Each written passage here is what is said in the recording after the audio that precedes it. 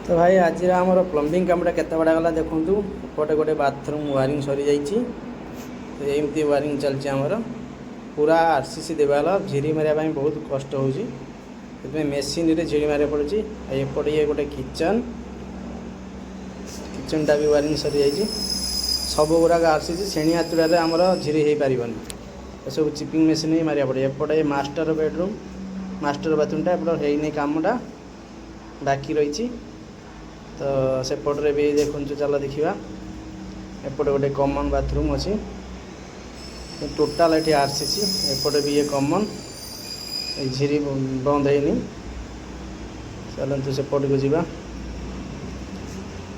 तो एपटे देखु एपटे झी आम कम सरी जाइए झिरी गुड़ाक बंद हम टोटाल आरसीसी। तो ड्रिल मेसीन बिना ड्रिल मेसीन काम आमर ये हेनी ड्रिल मारिक काम करा पड़ुची। ये भी गोटे किचन। तो ड्रिल कौन आमर इटा देवाल नुहे एपटे भी आमर माल बना चलती भाई बनाऊँ झिरी पैक करिए बोली। तो देखु एपटे माल भी मरा सरीगला अल्प बाकी अच्छी से माल भी बना चलती माल मारे एमती आमर यहाँ सब लग जाइए माल अब झिरी पैक हो। चलते सेपटे देखा ये माल कम पड़ा से माल बनू।